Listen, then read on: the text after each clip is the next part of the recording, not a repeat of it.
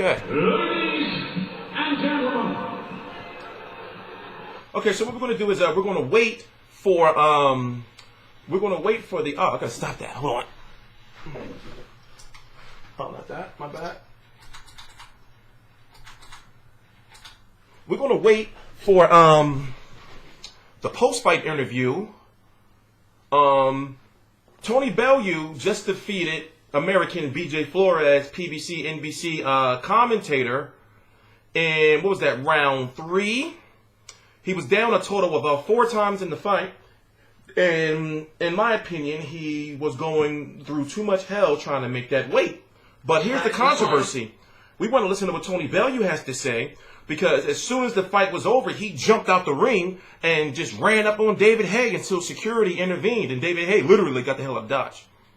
Like, he made sure he jumped real far back. David Haye's got some beef. But at the same time, David Haye's a good fighter, you know?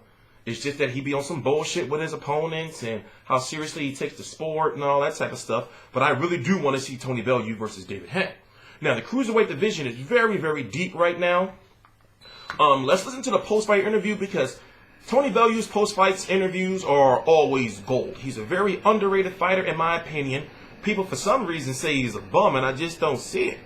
You know, yeah, he had the trouble and got stopped by Donna Stevenson at 175 pounds. Okay. David Haye in a second. Tony, let's talk about the fight first. Bad intentions from you tonight. I'm ruthless when I get going. It's as simple as that. I didn't want to talk about the bitch over there before we started tonight.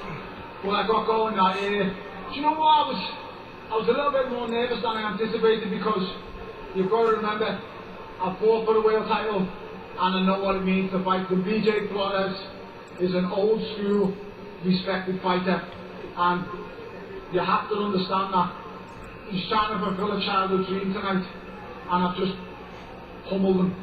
How many times I don't know, but that's what I do. That's what I am about.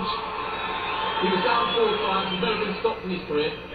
I'm sure Dave Caldwell, your trainer, will have one or two things to say. Did you make that a little bit more difficult than it needed to be, though? Yeah, I could have been clinical and just dragged it on for about 4 or 5 rounds, but I anticipated him starting real quick, especially the way he made weight. It let me know that he was planning on a quick start and trying to bang me out. But listen, you're in with. I'm not called the Bomber for nothing. The Blue Bomber is here. A lot of people would have, I don't know, maybe asked questions about your motivation after your dream night. The stars aligned at Goodison Park. Tonight was a different kettle of fish. There ain't no more motivation than to get home safe to my 2 kids. As much as listen, I'm the proudest WBC champion in the world. I mean that from the bottom of my heart. But understand me, getting home to my kids safely is all that really matters. That is the #1 goal. Tonight I go home and kiss my beautiful kids' faces. Well said. Now, if you can say it without swearing, I'm sure there are some words exchanged. There were some words exchanged. David, what did you say to him? Once again, I was trying to get a bit. I have to get up close to express how I feel and tell someone. And you see him, he's been conning the British public since this pathetic comeback of it. Listen to me right now. Let's be totally honest. David, let's be totally honest, brother. Them 2 guys you just fought, I did in town now. They're actually they're either working on nightclub doors or they're putting the bins away. Them 2 guys you fought last year were a show, and you're robbing everybody who paid to come in the arena. Listen, you predicted BJ was going to beat me, didn't you? You predicted he was going to beat. He got smashed, and you see you're going to get smashed too. I don't care how dangerous you think you are. We remember what happened when I was an amateur. We remember what happened when I was an amateur and you was fighting for the British title. Me and Pricey spanked you in the gym, and the next day you pulled out to get Mark Lobson. And you know what? With 10 ounce gloves on, boy, I'll put you and that pathetic haircut to sleep. Oh, shit. How does this fight happen? Because the WBC... Listen, I don't care. This is SpongeBob SquarePants. I'll deal with you in a boxing. I don't fear you. You've got this big all on yourself. I don't care. I get gloves on and I don't care. I smashed your buddy, your playmate, your playboy, your nightclub buddy, and I will smash you the exact same way. So would you do it at heavyweight? I will do it anyway. I will do it. He's really a cruiserweight. If the truth be known, he's the same dimensions as me. I have a little bit more fat and he's a bit better looking. But the top bottom of it is, he's his dimensions for the best at cruiserweight. He's 6 foot 3, the same as me, but with that SpongeBob hairstyle, he's about 6'4". He's a cruiserweight. He's going to heavyweight because he loves money and he loves big paydays. Well, brother, I'm the biggest payday you can get hold of right now, so bitch me back to his shoes. Okay, apologies if anybody was offended. Eddie, come join us here from Tony Hearn. Yeah, let's see. Wait, I'm sorry this is running long, but we gotta listen to this. This shit is fire. Well, Tony speaks to his public. Apologies if anybody is offended at home by the language here. Stop bitching, Sky What Sports. happens now? Because we can obviously see that something is happening here at ringside. It's something that's been brewing. And still, you don't need me for this one.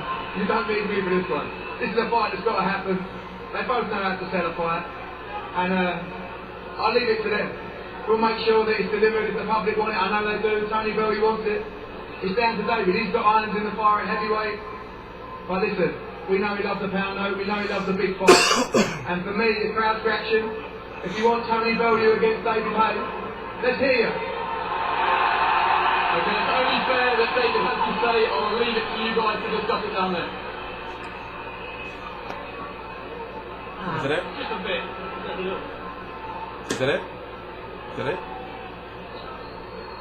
David, it would seem you're a wanted man. Good cancer. Oh, we gotta listen to what David has to say. Was that really personal on your behalf as well as his? First off, his performance, I think it was first class.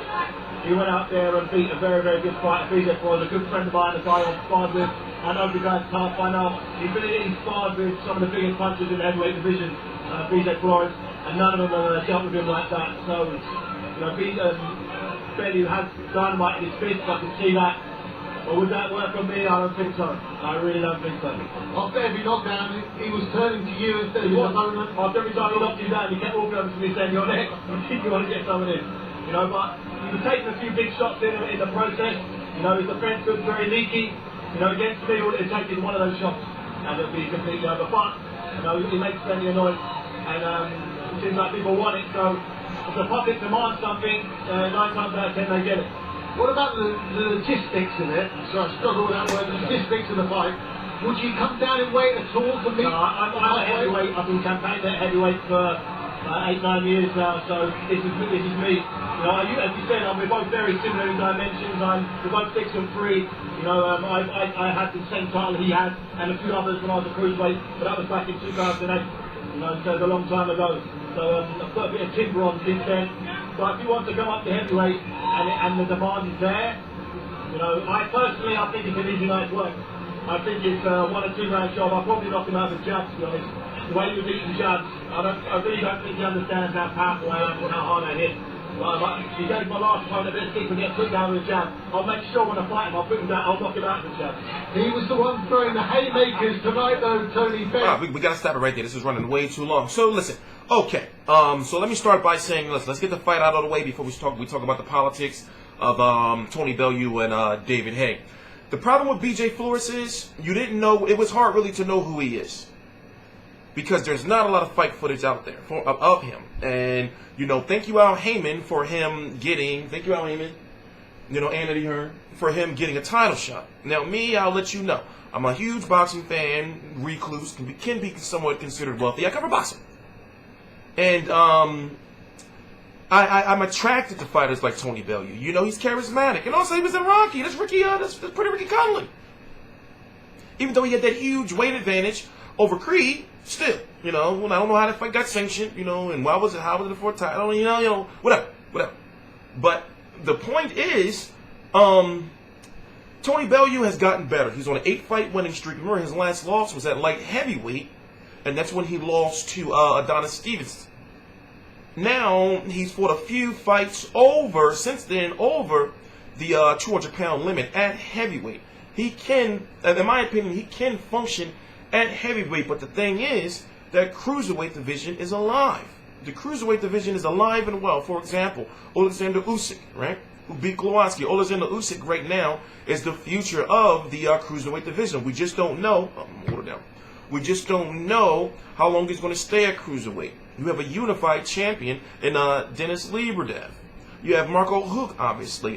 Christoph Waterzak, I forgot how to pronounce his name. You got Maris Briedis. You got Gassiev. And of course you got who is supposed to be fighting for his title again, Gregory Droz. Or how do you pronounce his name? I'm sorry, I'm probably butchering these guys' name. But I can understand him and David Haye is a very, very big fight. And David Haye does get a lot of shit because of his last 2 fights. Basically, they've been bullshit fights. And he's saying he's going to be fighting on December the 10th in a fight he posted on his Twitter that we're going to be happy with who he's fighting. December the 10th is now less than 2 months away and nothing's been announced. And one thing you need to know is that when fights, the longer a fight takes to get announced, usually it's an opponent that they don't really care about promoting. You know, and also David Haye's date may have to be moved because Eddie Hearn is trying to get Klitschko and Joshua to fight on that day. So, you know, we're just going to have to wait and see. And also, Golovkin versus Jacobs is supposed to be on that day as well. So, we're just going to have to wait and see. Now, in my personal opinion, David Haye is good. I understand, you know, fans are frustrated because, you know, he does do a lot of bullshit. And what he did to Shannon Briggs was just wrong. Had Shannon Briggs help him promote his fight. And then promise Shannon Briggs to fight him if he got a brain scan and all that shit. And then don't fight him. You know, so Shannon Briggs is just giving him hell. There was at one time, David Haye was over here in New York for Frampton versus Leo Santa Cruz, and Shannon Briggs was doing some interviews with some fans, and a fan was like, "Yo, there go David Haye right there." So David Haye looked and just started walking, like, "Oh shit!" And then, of course, Shannon Briggs started harassing him. But I'm wondering, like, is this a way for him to try to avoid fighting the big fights? Because right now, I feel that the cruiserweight division is ready to be unified. Now, Denis Lebedev is no joke. But it's like, why not go after that fight? You know, when he's got 2 belts. Or hell, you know, try to go after Babette Shumenov. But truth be told, they should order, the WBA should order Shumenov versus Lebedev. That's what they should and supposed to be doing. Or, you know, would he try his luck with Usyk? I don't think so. You know, Eddie Hearn just doesn't work like that. He just does. It's just not going to work like that. I would love to see him versus Usyk, but it's not going to work like that. You know, so there's a lot of good names in the cruiserweight division, but I can understand that him fighting David Haye will be a big money fight, and he feels he can beat David Haye. But in my opinion, you know, Tony Bellew is good, and he's gotten a lot better over the years, but yo, David Haye ain't no joke. And I'm not even a David Haye fan, but you got to call it like it is. David Haye ain't no joke. You know, dude can box, and he's got power. We'll leave it at that. I don't know what BJ Flores goes from here. You know, he's always been a very good commentator, in my opinion, but people say he's not, but I think he's a good commentator. But now we don't know what he does. You know, in my opinion, he should not have got this title shot. Just my personal opinion. He shouldn't have got this title shot. You know, for example, his last fight, Roberto Santos, that was on a PBC untelevised fight. It was a 6-rounder. And then before that, he fought Shumenov in that stinker. And then we were hearing that he was having really major troubles making this weight. And then when he came into the ring, he looked soft. In fact, this was the worst shape I've ever seen him in. So I guess maybe he goes up to heavyweight now and test the waters there. Maybe he can get a fight with Antonio Tarver or something like that. You know, on PBC undercard somewhere or some shit. And the way Al Heyman works is he's going to definitely make sure a dude is still fighting. But like I said, when you look at BJ Flores' record, there's really nothing there. And also, we haven't, like, you can't find fights on him. You can't. There's only about maybe three, you know, fights of his you're going to watch on YouTube. And that's his last 3 fights. And maybe one more where he was fighting in some, it was this interview lady that was interviewing him. It just was so weird and awkward and ugly.